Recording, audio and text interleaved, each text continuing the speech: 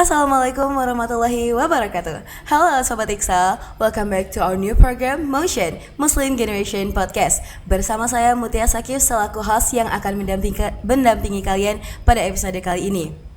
Nah, penonton setia Motion Podcast pasti sudah pada penasaran nih, kira-kira siapa yang bakal jadi new guest di episode kali ini? Maka langsung aja kita kenalan sama Ustazah baru kita, Ustazah yang paling Gen Z dan juga paling gaul, Ustazah Putih Alipah.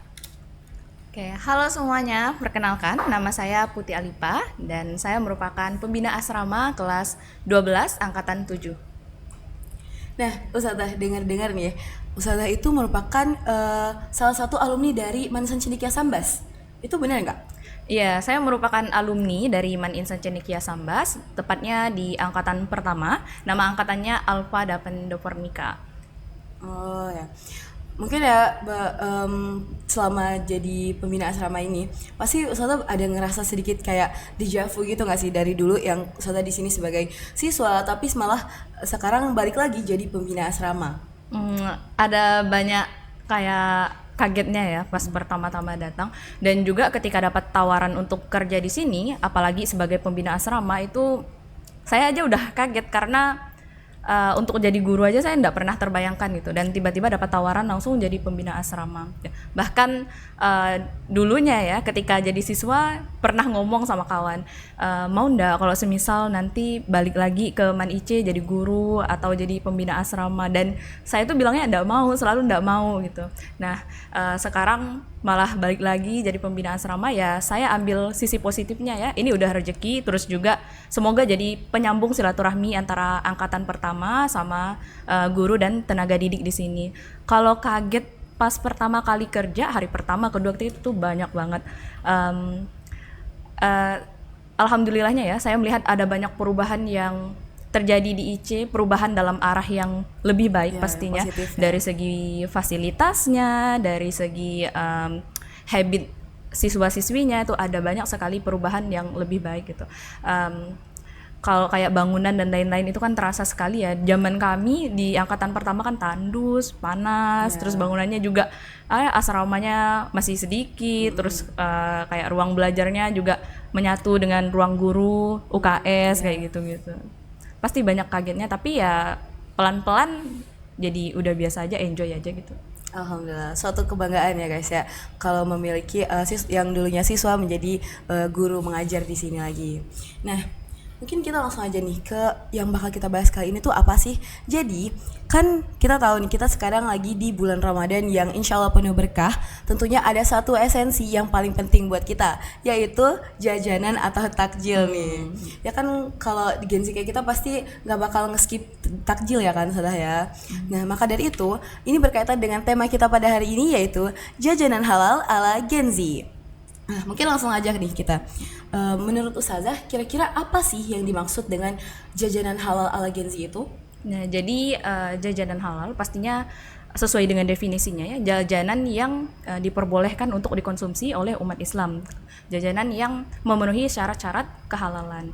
Nah, ala Gen Z itu makanan yang lebih banyak diminati oleh Gen Z, makanan-makanan yang kekinian, dan ciri khasnya makanan yang disukai Gen Z itu memiliki rasa yang strong, terus kombinasinya juga unik. Nah itu makanan-makanan yang biasanya disukai Gen Z. Gen Z cenderung menyukai jajanan yang misalnya pedas ekstrim, asin banget gitu ya, makanya yang kayak dibilang jajanan yang micin-micinan gitu, karena rasanya tuh strong tuh. Jarang sekali kita menemukan Gen Z yang suka makanan-makanan dengan cita rasa yang flat. Nah justru makanan-makanan yang rasanya flat, kurang manis, less sugar gitu tuh lebih diminati oleh generasi yang sebelum Gen Z, generasi orang-orang yang umurnya kayak 30-an ke atas. Bener banget. Nah benar sih, itu karena kayak saya sebagai Gen Z juga kan suka banget tuh kalau makanan ini pedes banget gitu, doyan banget pasti kan. Nah tapi menurut saya tuh jajanan halal tuh sebenarnya yang sesuai selera atau kebutuhan sih? Jadi gini ya, sebenarnya kadangkala kita tuh sering dihadapkan dengan pertanyaan-pertanyaan kayak mau makanan sehat atau makanan yang enak, seolah-olah sehat dan enak itu berbeda, tidak bisa gitu, dipadukan bisa gitu. Nah sebenarnya dua hal ini bisa disatukan. Jadi kita bisa menikmati makanan, itu makanannya halal, enak, sesuai selera dan juga bergizi. 3 hal itu tuh bisa dikombinasikan gitu. Jadi untuk sekarang apalagi perkembangan inovasi makanan itu udah pesat banget, nggak ada lagi kita sangat bisa mendapatkan makanan dengan 3 poin tersebut gitu. Jadi nggak harus kita pengen sehat tapi makanannya rasanya flat. Kita harus memaksakan diri makan makanan yang kurang enak di lidah, kurang sesuai selera. Nggak harus, kita bisa makan makanan yang halal, enak dan rasanya juga sesuai dengan selera kita gitu. Mengkombinasi gitu ya Sada. Iya. Nah tapi kan kalau sesuai Gen Z nih kita tuh kurang suka sayur ya gitu Sada. Gimana sih cara mengatasinya biar kayak kita nih jadi suka makan sayur? Padahal kan sayur tuh sehat ya, tapi kebanyakan dari Gen Z itu nggak suka banget sama sayur, kayak anti banget sama sayur. Nah, kalau untuk penggunaan atau penambahan sayur di bahan makanan itu tuh ada banyak inovasinya. Nah, sebagai Gen Z ya, kalau dari kitanya sendiri, kita memang harus menumbuhkan kesadaran pada diri kita untuk makan makanan sehat gitu. Nah, tapi para ilmuwan, para akademisi itu juga memikirkan masalah gimana caranya anak-anak, terutama anak-anak ya, untuk bisa makan sayur. Sekarang udah banyak sekali inovasi penambahan atau substitusi sayur dalam makanan, kayak cookies ditambah daun kelor misalnya, kangkung dimasukin dalam cookies kayak gitu-gitu ada. Tapi balik lagi ya, kalau masalah habit makan kayak gitu, dari kitanya sendiri juga harus punya kesadaran untuk mengkonsumsi sayur, untuk membiasakan diri makan sayur gitu. Lebih baik kita dari sekarang membiasakan diri makan sayur meskipun itu nggak enak, daripada nanti kita udah tua harus membiasakan diri minum obat, ya kan? Iya benar banget. Gitu. Jadi mulai sekarang Gen Z belajarlah untuk makan sayur ya, belajar untuk makan sayur. Serat itu penting, apalagi buah juga ya, itu sumber vitamin serat, ya antioksidan juga ada di buah. Dan makan sayur itu sebenarnya bisa dibiasakan, pelan-pelan dibiasakan, bisa dicampurkan dengan bahan makanan lain, diolah gitu tuh bisa. Nah oke, jadi buat teman-teman semua nih Gen Z, kalian harus pada makan sayur guys, karena sayur tuh penting. Seperti yang kata Sada tadi, mending kita membiasakan makan sayur sekarang daripada nanti kita membiasakan minum obat. Nah selanjutnya nih, kan sebagai bagian dari Gen Z, kita pasti suka mengeksplor jajanan baru, kayak mungkin jajanan yang comes from another country, kayak yang diambil dari negara-negara lain, kayak misalnya mungkin ramen atau banyak-banyak jajanan lainnya kan. Nah tapi kadang hal itu tuh membuat kita lupa akan cita rasa tradisional dan juga kehalalan makanan tersebut, dan juga lebih memilih gengsi alih-alih fungsi. Jadi kita lebih pengen FOMO gitu, ikut-ikutan yang lain lagi pada tren nih makan ini, saya juga mau ikutan dong gitu kan Sada. Nah bahkan kita jadi lupa sebenarnya fungsi dari makanan ini untuk menambahkan energi di kita kan. Nah jadi ada nggak sih kalau dari Sada inovasi menarik yang dapat menggabungkan antara jajanan yang saat ini digemari dengan para Gen Z, juga dikemas dengan inovasi Gen Z, tapi tetap tidak melupakan cita rasa tradisionalnya? Untuk makanan yang viral dari negara luar gitu ya masuk ke Indonesia, sebenarnya makanan-makanan yang masuk dari negara lain itu udah menyesuaikan cita rasanya dengan makanan di Indonesia. Karena kayak misalnya ayam goreng lah misalnya ya, dari negara lain itu ketika masuk di Indonesia, secara otomatis mereka akan melakukan riset pasar tentang apa cita rasa yang diminati oleh warga lokal.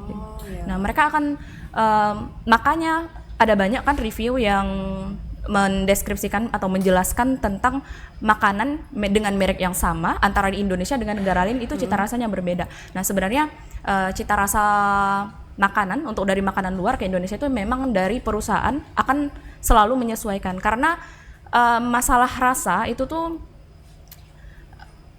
agak tricky juga gitu. Kita nggak bisa mempertahankan keotentikan rasa dari suatu negara dan makanan dari suatu negara untuk dipaksakan masuk ke negara Indonesia gitu, karena mereka kan bisnis ya. Kalau misalkan bisnis terus harus pasarnya nggak ada, ya. Kalau misalkan peminatnya nggak ada, meskipun makanan itu otentik banget, rasanya sama dengan di negara asalnya, pasti nggak akan laku. Nah harus di inovasikan supaya sesuai dengan rasa yang ada di Selera Indonesia. orang lokal gitu ya. Gitu. Nah, gimana Gen Z menyikapinya? Pertama ya, Gen Z itu generasi yang FOMO banget. Iya, benar. Apa-apa Yang tren tuh langsung yang tren langsung semuanya. diikutin semuanya. Nah, sebagai generasi Muslim, hal pertama ya, ketika kita menghadapi hal-hal viral, apalagi dalam hal makanan, hal pertama yang perlu kita pertimbangkan dalam mengikuti tren adalah pastinya makanan itu halal atau enggak. Kehalalan makanan itu. Dan Gen Z juga harus tahu ya, enggak cuma Gen Z, generasi lain pun harus tahu bahwa yang namanya kehalalan itu bukan cuma tentang bahan makanannya. Jangan mentang-mentang oh ini makanannya nggak ada babi kok misalnya, nggak ada pakai bahan yang haram kok. Tapi kita lihat ada prosesnya, dan juga dalam dunia pangan itu ada titik kritis halal. Jadi bahan makanan itu ada misalnya nih kayak babi misalnya diekstrak. Terus dia menjadi suatu produk lain, produk turunannya, yang itu namanya udah tidak mengandung unsur babi lagi, tapi dia tetap haram.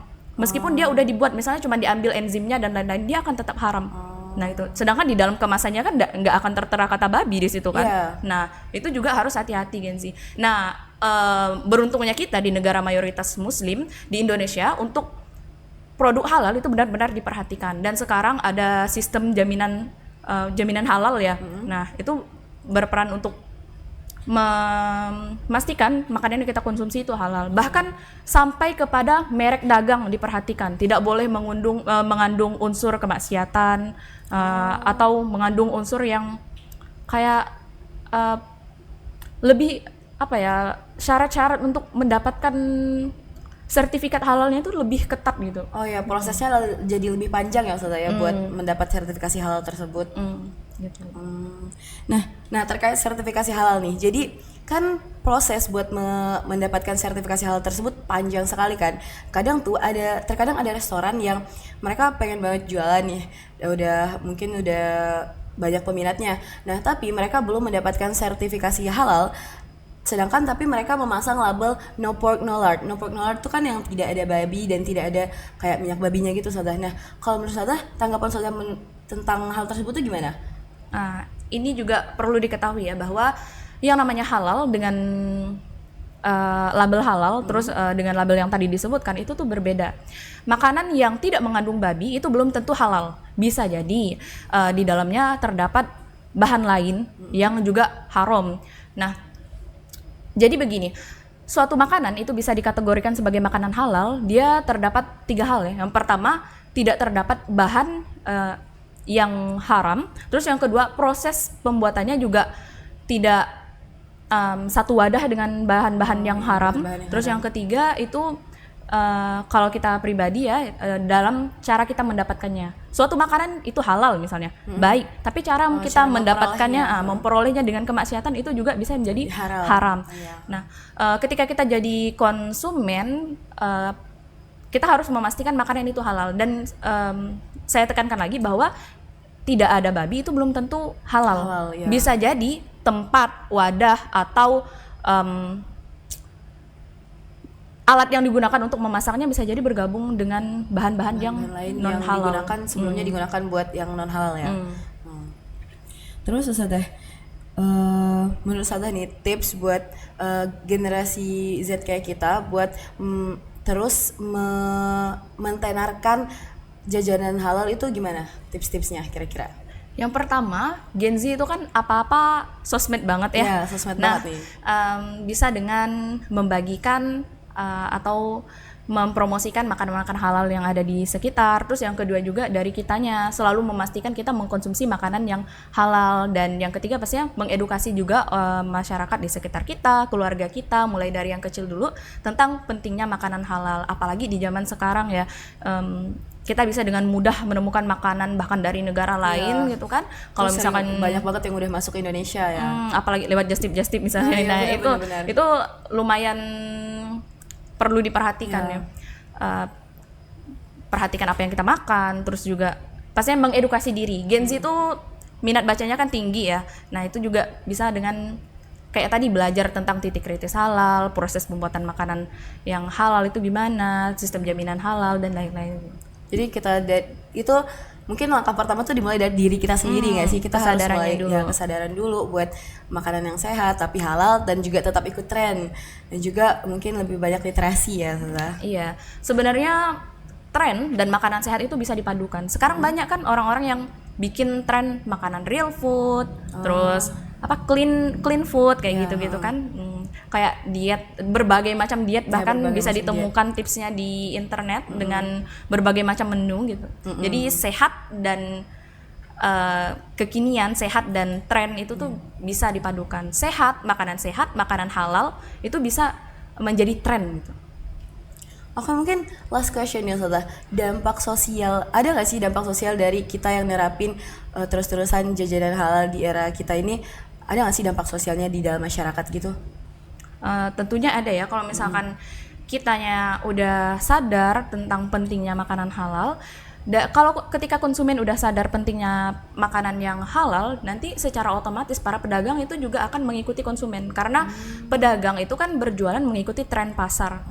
Di apa yang sedang diminati oleh masyarakat, yang pasarnya lagi meningkat, itulah yang akan banyak dijual oleh pedagang gitu. Jadi kita sebagai konsumennya juga mulai pilih-pilih makanan yang benar-benar udah terjamin halalnya.